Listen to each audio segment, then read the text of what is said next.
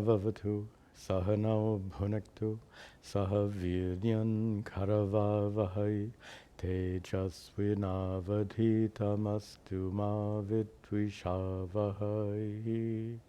Om Shanti Shanti Shanti.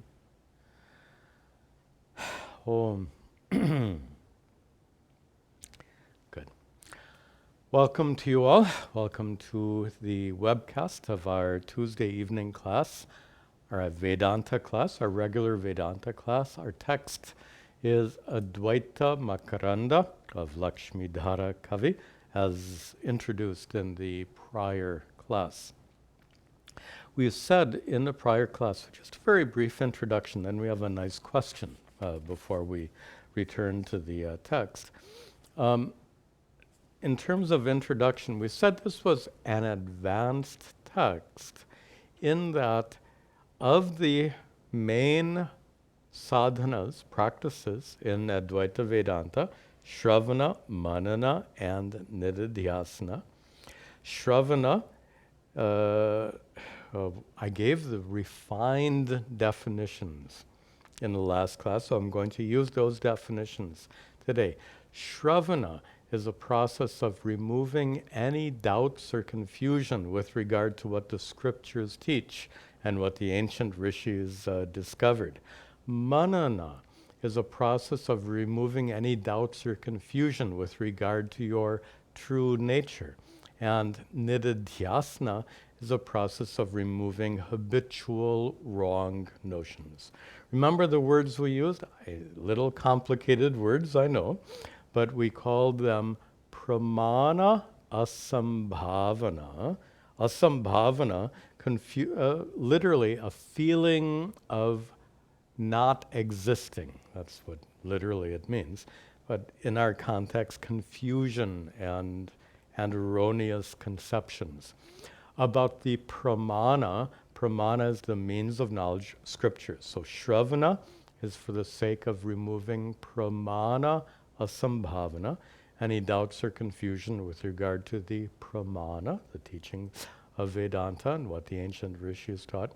Then manana, rational reflection, we said was for the sake of removing prameya asambhavana.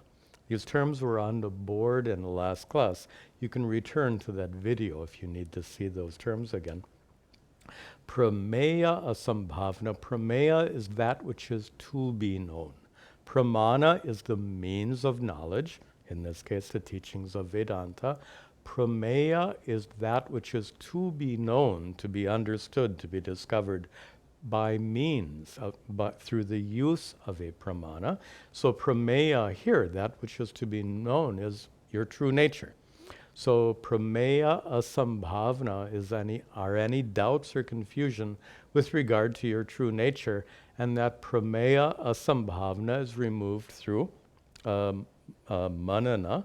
And finally, nididhyasana is for the sake of removing habitual wrong thinking. And we discussed nididhyasana at some length in Atma Bodha, so I don't think we need to describe it further here. Now, quite a good question, and we're having a little problem with language right now. The question is, I'm trying to reconcile these technical terms with your description. What technical terms? Paroksha jnana and aparoksha jnana. We already had in a last class sapratibandhika jnana and apratibandhika jnana. We're now up to 4 different kinds of jnana knowledge. These are technical terms, are also a little bit important.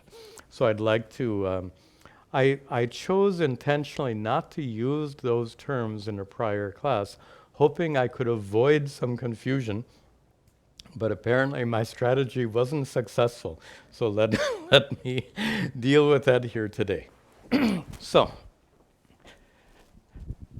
the question was with regard to paroksha. I'll always use Roman letters because many of you won't be able to read the Devanagari. paroksha jnana and aparoksha jnana. Okay. So, paroksha jnana we generally define as indirect knowledge. Jnana, of course, is knowledge. It's a synonym of vidya. We make no distinction. Vidya means knowledge, jnana means knowledge.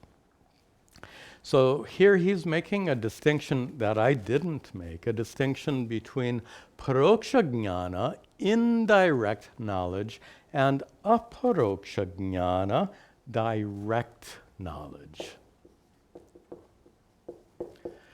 And to explain these terms briefly, right now you have aparoksha jnana of me. You see me, you hear me.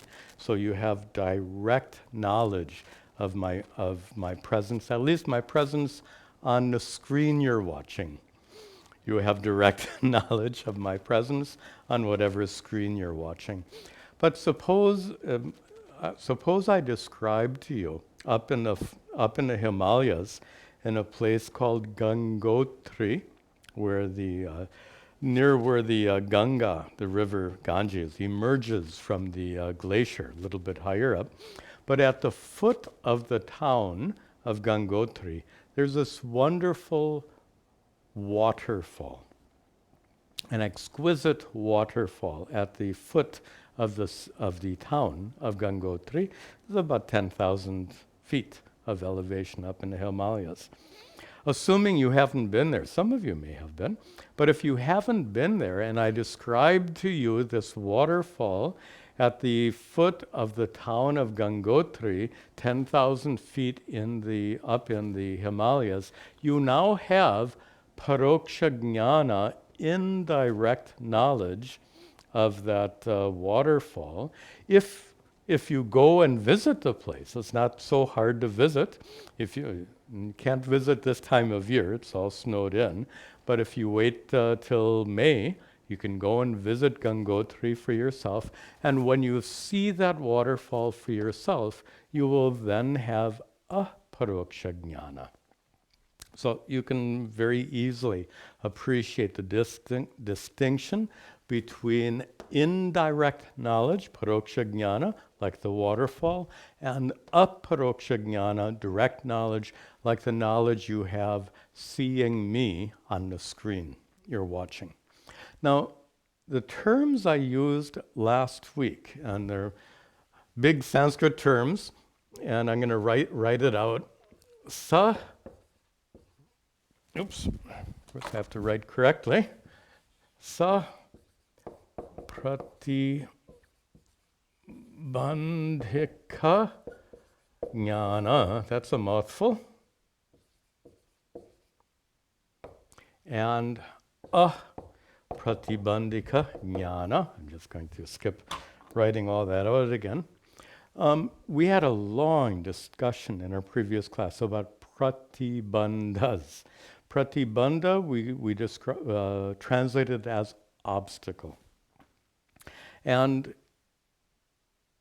much of our last class was devoted to describing how when the teachings of Vedanta lead you to discover your true nature, that discovery at first is usually impeded by several obstacles. What are those obstacles? We just got done talking about them. The pratibandhas, the obstacles that you struggle with at first, are pramana, asambhavana. All these terms were up on the board last week. Pramana, asambhavana, removed by shravana. Prameya, asambhavana, removed by manana. And viparita bhavana, removed by nididhyasana. We've discussed all that in some detail in a prior class. Those are the pratibandhas when the teachings of Vedanta lead you to discover your true nature, the initial discovery comes with, usually with all three of these pratibandhas, all three of these obstacles. The question was how to relate this sapratibandhika jnana and apratibandhika jnana. Means without. So apratibandhika jnana would be knowledge that is not impeded by those three kinds of obstacles. How do we relate these two kinds of knowledge? Knowledge which is impeded by obstacles, knowledge which is unimpeded by obstacles. How do we relate that to direct knowledge and indirect knowledge and direct knowledge? And here, let's be very clear. This paroksha jnana, from a Vedantic standpoint, with regard to your true self, it's not jnana at all. Notice let me explain. In fact, it's going to take a while to explain this. Let me sit down.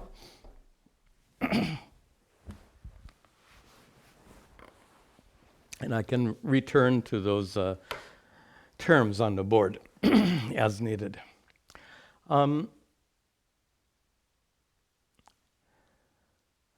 Knowledge of yourself.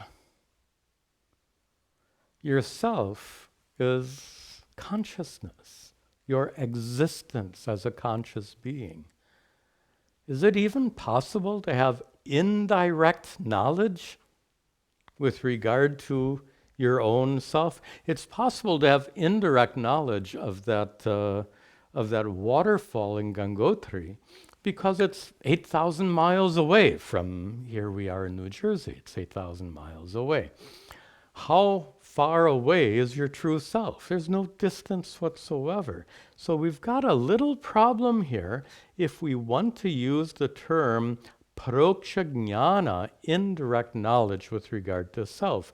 Yet, indirect knowledge definitely comes. For example, when you read, many years ago, you read in a book, Atma is Sat Chit Ananda. The first time you read it, the first time you read it, you understood what it means.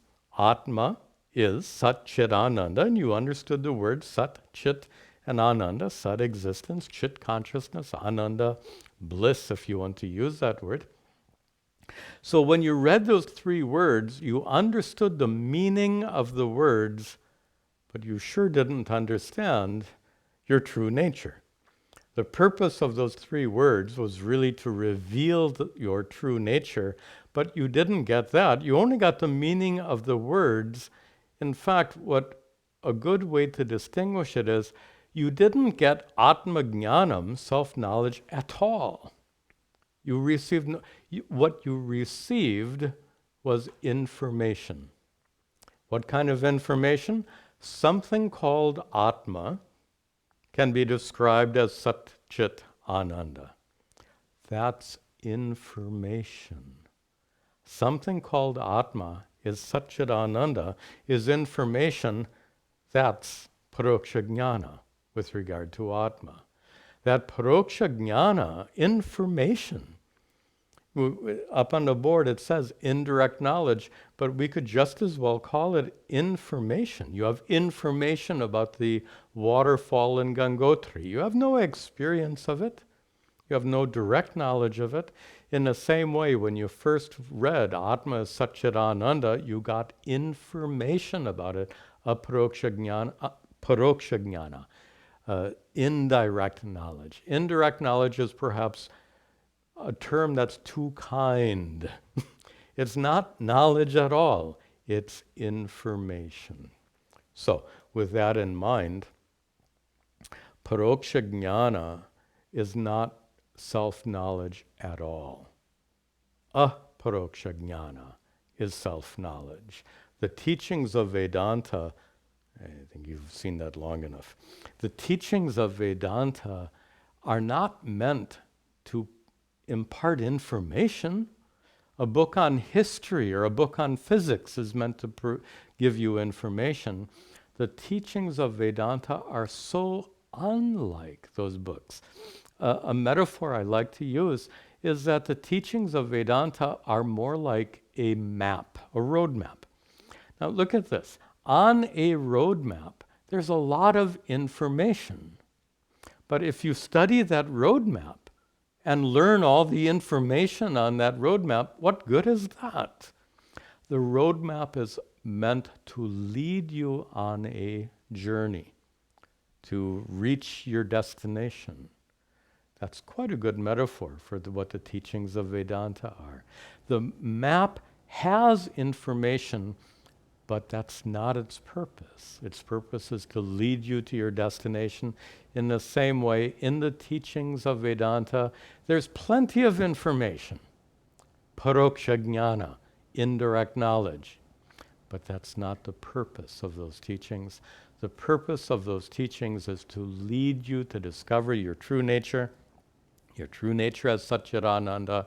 And then, as just to finish this topic, as we said, when you initially get that aparoksha jnana, that direct knowledge, when you first use Vedantic teachings as a roadmap and look within yourself and discover your true nature, at first, that knowledge that you get, it is aparoksha jnana, but at first that knowledge is impeded by obstacles. It is sapratibandhika jnana, knowledge impeded by the three kinds of obstacles we discussed, and the purpose of this text is to remove two of those three kinds of obstacles. The purpose of this text, as we said in the last class, is manana, removing prameya asambhavana, doubts and confusion about your true nature, and nididhyasana, Vedantic contemplation, for the sake of removing habitual wrong thinking. Okay, enough. That's a good question, and quite I think, enough of an answer. Now, I think we are finally ready to begin the text. It's been a rather lengthy introduction, but for an advanced text like this, we should expect a fairly elaborate introduction. The first verse is actually a prayer, which you might find interesting. Let's see the verse. Our tradition, of course, is to recite a verse before we study it. In fact, in future classes, we're going to recite this verse at the beginning of each class. That's a tradition. When a text begins with a prayer verse, every class on that text is begun with that verse. Today we'll learn the verse, and in future classes we'll begin just with the recitation of this verse. You can repeat after me. Kataksha kirana chanta, kataksha kirana chanta, naman mohabdaye namaha, naman mohabdaye namaha, anantananda krishnaya, anantananda krishnaya, Jagan Mangala Murtaye, Jagan Mangala Murtaye. All right. To get this verse, and perhaps I'll just remind you briefly that words in a verse, which are metrical, these words are almost always not in prose order. If you're writing prose, you write in a very typical order, but when you're writing verses, to have the right number of syllables and long and short syllables in each line, prose word order is almost always disturbed, so we need to put the words back into a proper order, and we'll begin with the end of the second line, namaha. Namaha is a familiar word in Sanskrit, salutations. When you say Om Namah Shivaya, Namaha Shivaya, salutations unto Shiva. Here, namaha, salutations unto the author's Ishta Devata. The author is Lakshmidhara, and like most Hindus, he has an Ishta Devata, a deity that he is most emotionally connected to. And in the third line, you can see who his Ishta Devata is, Krishnaya. Namaha, salutations, Krishnaya, unto Lord Krishna. What kind of Krishna? Ananta, Ananda, Krishnaya. Salutations unto Krishna, who is Ananta Ananda. Beautiful expression. Limitless fullness. Ananta Ananda. We'll talk more about that word Ananda in the first verse. I want to skip that discussion right now. So Ananta Ananda Krishnaya, unto that Krishna who is limitless fullness, namaha, salutations. Then in the final line, fourth line, Jagan, breaking the words apart, Jagat Mangala Murtaye. And it connects also to namaha, salutations unto the one, Murtaye, unto Lord Krishna, whose murti, whose form is Mangala, a blessing for Jagat, for the entire world. Salutations unto that limitless fullness, which is Lord Krishna, unto Krishna, whose murti, whose form is Jagat Mangala, a blessing for everyone who lives on this planet. And the most interesting part of the verse is the opening part. Very poetic. This whole verse, of course, is very poetic. He says, Namaha, salutations unto Kataksha Kirana Chanta Naman Mohabdaye. That's one long compound word. Salutations unto the one who is Achanta Mohabdaye. We have to pick and choose these words. Unto the one who Achanta can mean drink. Here it means dries up. Salutations unto the one who Achanta dries up Moha, I'll break the words apart for you. Moha Abdi. Abdi is a word for ocean or a sea. Moha Abdi, the ocean of moha. Moha, delusion. The ocean of moha means the ocean of samsara, the ocean of worldly suffering. And why is it an ocean of suffering? That means our life, unenlightened life, here is called moha abdi, an ocean of delusion and suffering. The commentator, I mentioned in the prior class that I'll be studying a commentary, wonderful commentary by one Swayam Prakasha is his name. And it's an excellent commentary. And he says, why is it called moha of the ocean of delusion? Why is it such a terrible thing? Many people go to the sea for a holiday. Yeah, you go and enjoy a nice weekend, nice sandy beaches, a nice sunset, and the soothing sound of the waves. Well, the commentator makes it very clear that this in this ocean of delusion, every wave represents a wave of suffering. This is how he envisions the ocean. An ocean in which wave after wave after wave is a wave of suffering, followed by another wave of suffering, followed by yet another wave of suffering.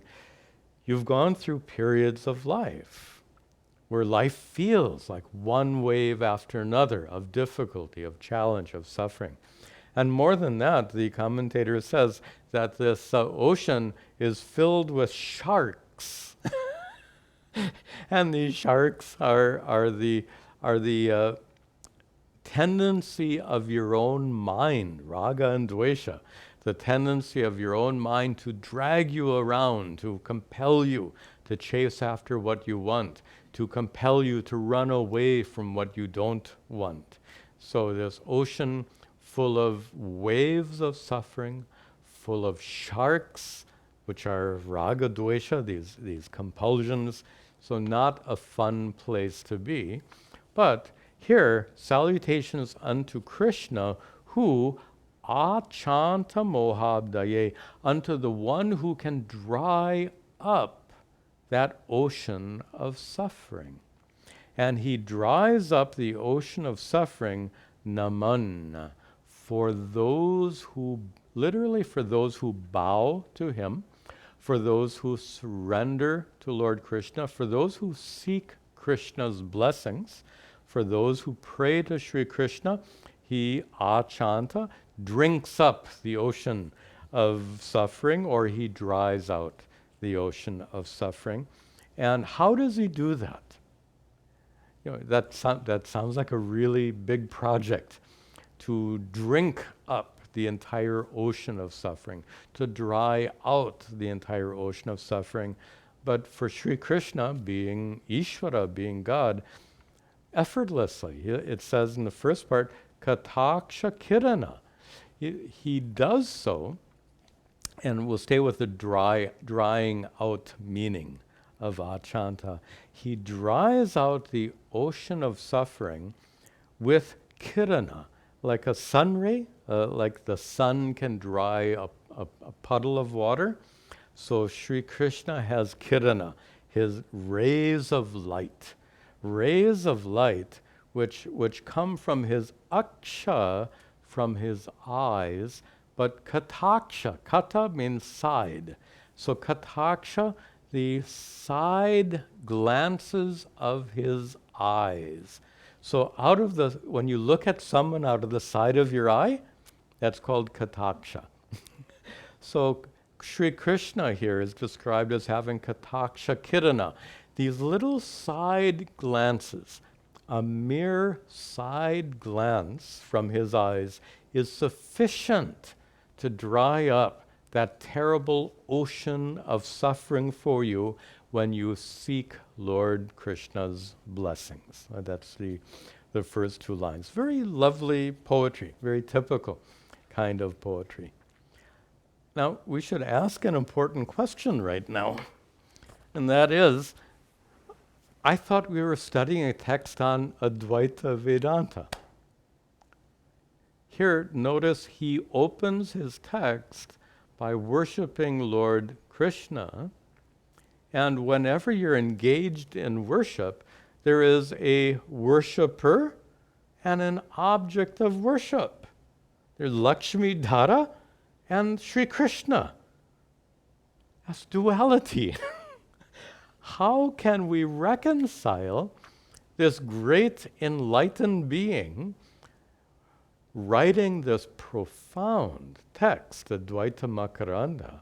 Why should he open this text with a prayer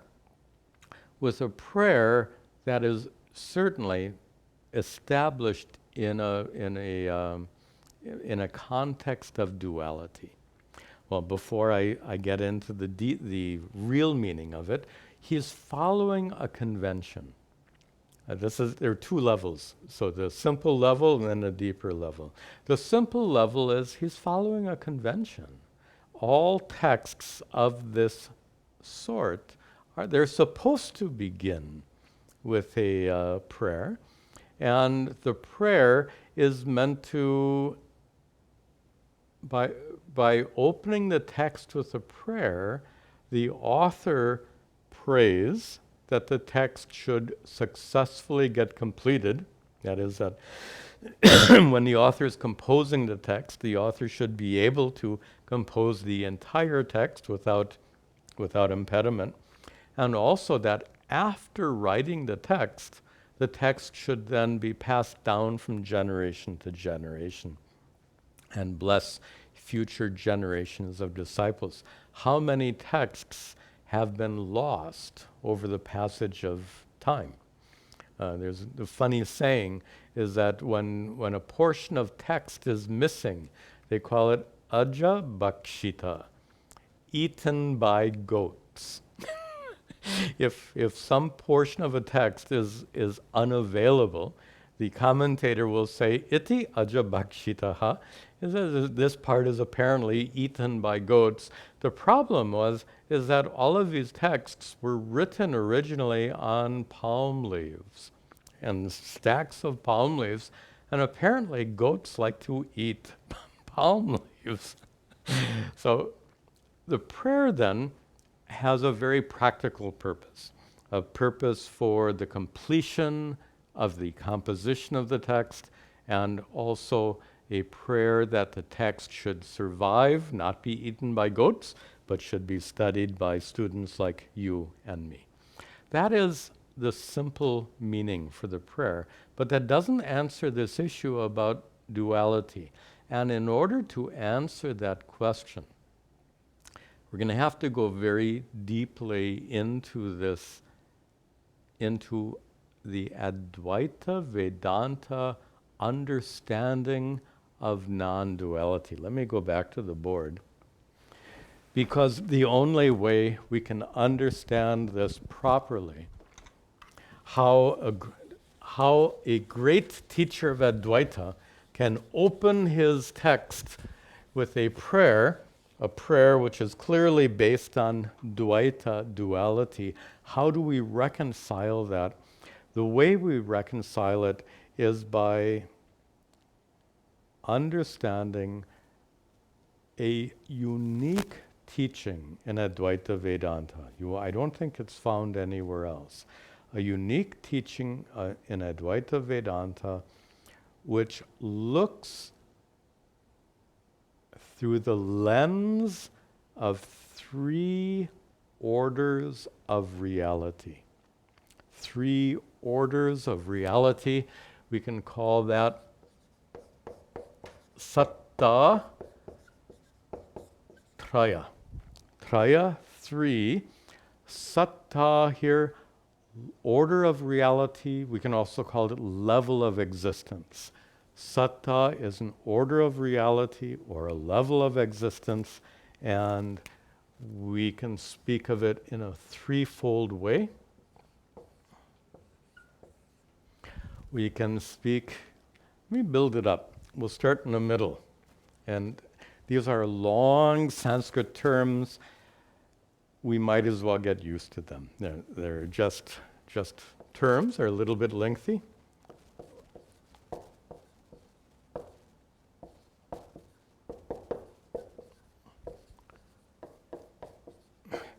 Our longer terms, students who have studied with me before will be familiar with these terms because we use it a lot. Vyavaharika satta. Satta, an order of reality, a level of reality, which is vyavaharika, and we'll translate that as empirical. Empirical reality, some authors will call it transactional reality, relational reality. It's a reality in which we're conversing right now. You are there, I am here, I'm talking, you're listening, you're looking, I'm being seen. There is a relationship between us. Empiricism has to do with what you see, hear, taste, touch, and smell. So this is called empirical reality, the reality that's present right now in our experience. We contrast that with pratibhasika satta, which is a projected reality. When you see the rope snake, that's a standard example. The rope snake belongs to the third order of reality, pratibhasika satta. Your dreams belong to the third order of reality. When you dream about an elephant, that dream elephant belongs to the third order of reality, pratibhasika satta, projected reality. The rope snake, pratibhasika satta. Notice that the rope snake, the snake is pratibhasika, the rope is vyavaharika. You see the distinction? The rope belongs to vyavaharika satta, the snake belongs to pratibhasika satta, levels of reality. Notice the number 1 is missing here, so let's turn up there. Up to the highest order of reality is called Paramartika. Let me spell it correctly.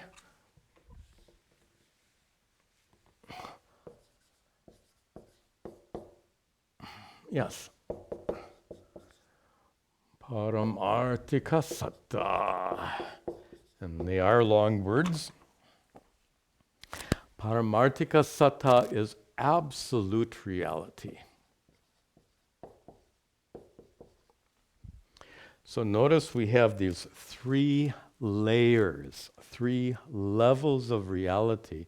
So when you wake up from a dream, the dream elephant goes away. When you recognize the rope snake as being a rope, it goes away.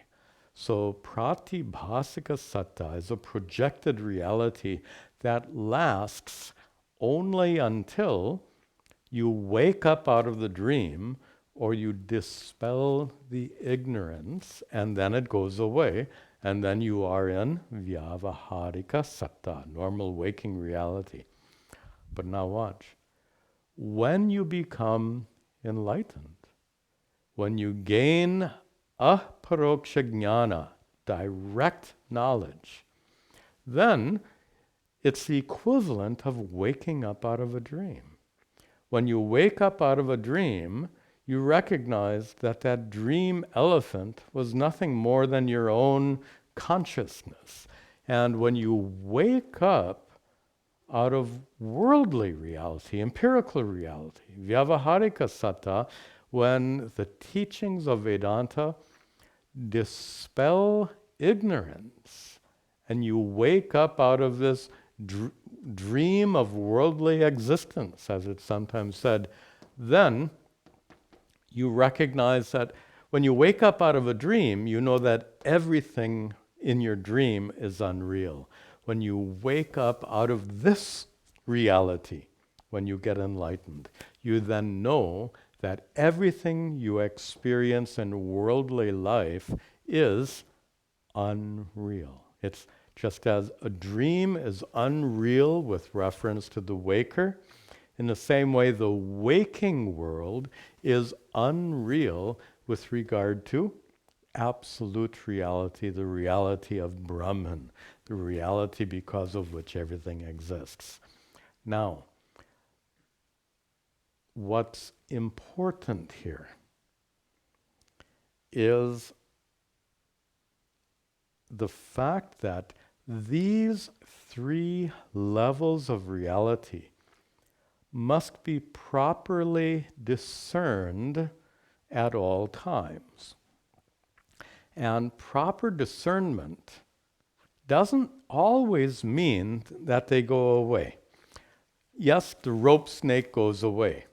The dream elephant goes away.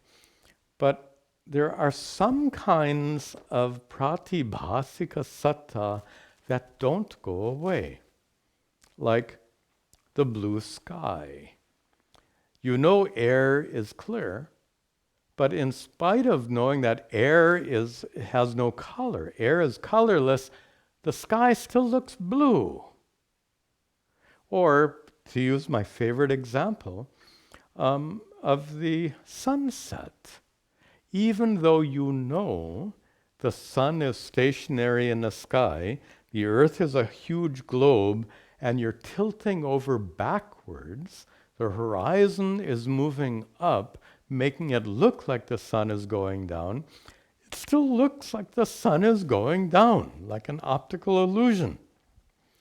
So the point I'm making is when you are dealing with when you are at the level of Vyavaharika Satta, you have to discern certain kinds of Pratibhasika Satta which continue to appear in your experience even though they're false.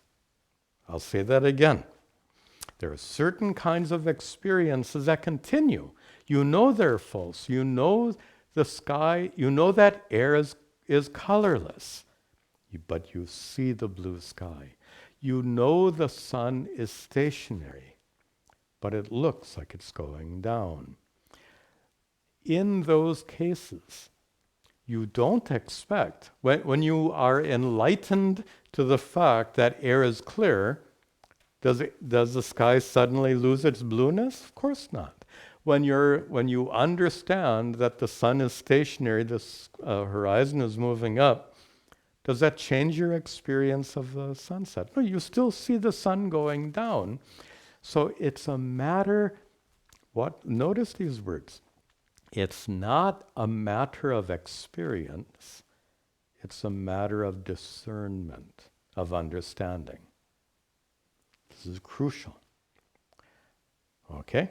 So now you understand it at these two levels. If you are enlightened with regard to the the colorlessness of air and the stationary nature of the sun, then you can properly discern the illusions that belong to Pratibhasika Satta. Now let's use this relationship between Vyavaharika Satta and Pratibhasika Satta. Let's use that as a metaphor to understand the relationship between an enlightened person who is established in Paramartika Satta and Vyavaharika Satta. So watch this. If you are established in Vyavaharika Satta, you still see the blue sky. You still see the sun going down. In the same way, someone who is established in the oneness of Brahman, Advaita, non-duality, someone who is established in the oneness of Brahman still experiences duality. Just like you still experience the blue sky, in the same way an enlightened person still experiences duality. But you can experience the blue sky and know air is clear. You can experience the sunset and know the sun is stationary. The enlightened person experiences duality and knows it's unreal. Okay? So we could spend many classes talking about this, but I think this is enough for us to answer this question about why does Lakshmidhara open his text with a prayer. So let's see if we can answer that now.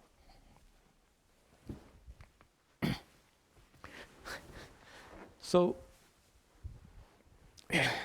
I guess the first thing we need to do is say, so prayer is duality. Prayer is a relationship with Ishvara.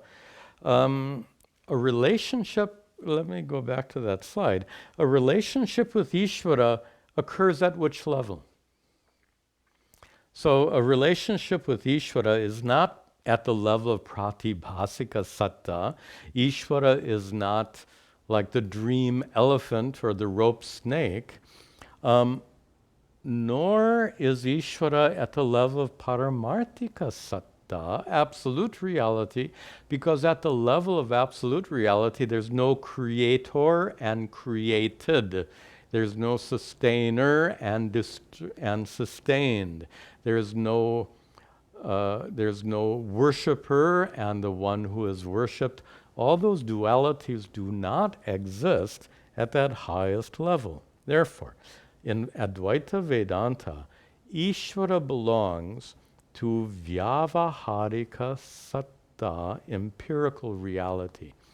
This is such an important statement.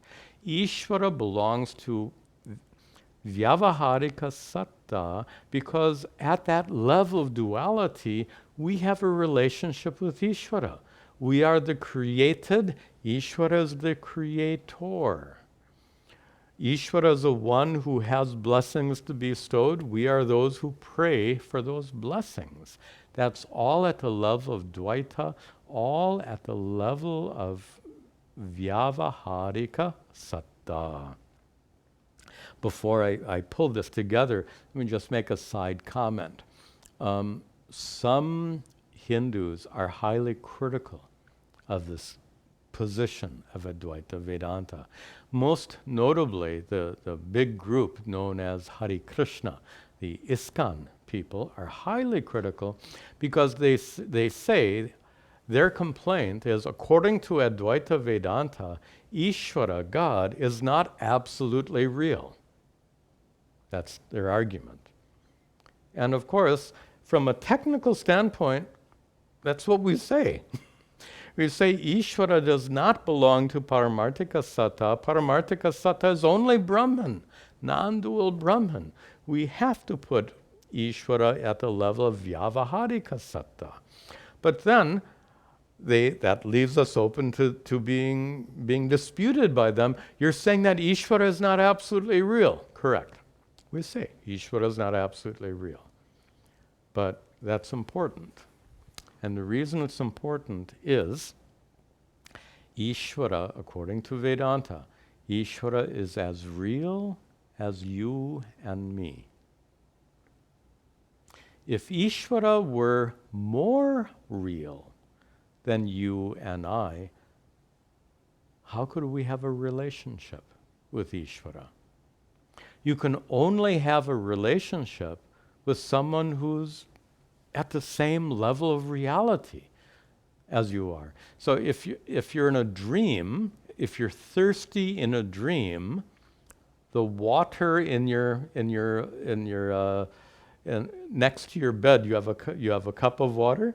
The water that's next to your bed won't help you if you're thirsty in a dream. So in order for your dream thirst to be satisfied, you need dream water. Water that's at the same level of reality. What happened to the slide? Huh? I don't know why that went away. Anyway, I'll fix that later. I think the slide went away. No harm. Why did it go away? Sorry, I don't want to be distracted. Let me finish this important discussion. Discussion doesn't depend on the slide anyway.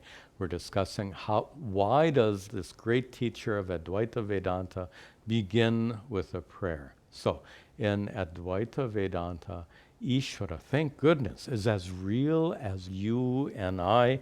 Ishvara belongs to Vyavaharika Satta. We can have a relationship with Ishvara. You can't have a relationship with non-dual Brahman. You are non-dual Brahman.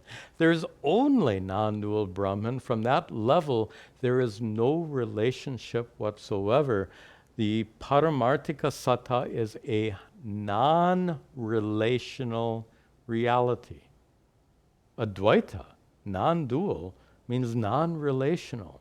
No Ishvara, no Jiva, no prayer, no bhakti, no relationship. Okay, so thank goodness that Ishvara is not assigned to that Paramartika Satta. Otherwise, we couldn't have any relationship with that Ishvara at all. Ishvara, in the view of Advaita Vedanta, is as real as you and I. Further, this Lakshmidhara is a great master of Vedanta. So he's established in the reality of Brahman. Being established in the reality of Brahman, is it difficult for him to come down to this level, as it were, to say a prayer? Let me make up a story to explain this. Suppose there is a scientist who happens to be a astrophysicist. How's that? Means a scientist who is deeply learned in astronomy and the physics that governs the universe. So this astrophysicist is not going to think that the sun is traveling down through the sky. The astrophysicist knows so clearly that the sun is turning on its axis. Now suppose this astrophysicist is watching, is on holiday, we said holiday at the beach, at the sea, and along with his wife, he's watching the sunset, and she says, "Oh, look, how lovely is the sunset." She says to her husband, who happens to be this astrophysicist. How will he reply? Will this great astrophysicist say, the sun isn't moving, the sun is stationary, the horizon is moving up? What will the astrophysicist won't say that. What will he say? Yes, it is a beautiful sunset. No problem. The astrophysicist knows without doubt that the sun isn't moving down. The astrophysicist knows that the horizon is moving up. No confusion whatsoever, but no difficulty in saying, what a beautiful sunset. In the same way, our author, Lakshmidhara, established in the non-duality of Brahman, can absolutely say this wonderful prayer at the beginning of our text, no difficulty whatsoever. Okay. Anything more? No, that's good. Now, give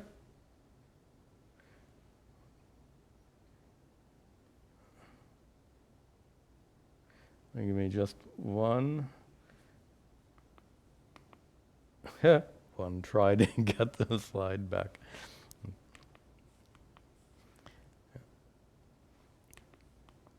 All right.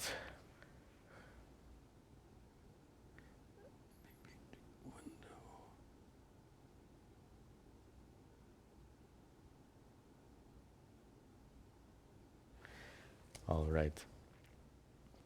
I'm not able to get the slide back. I will have that fixed prior to our next class. With the next class, we'll then begin the first teaching verse of this text. It begins with that prayer we've just recited. I think we'll just conclude our class a little bit early tonight. This problem will be fixed before the next class, and we'll continue with that next verse at that time. Om sarve bhavantu sukhinaha sarve santu niramayaha sarve bhadrani pashyantu ma kaschid dukkha bhag bhavet asato ma satgamaya tamaso ma jyotirgamaya Mrityorma Hamratangamaya Om Shanti Shanti Shanti Om Tat Sat.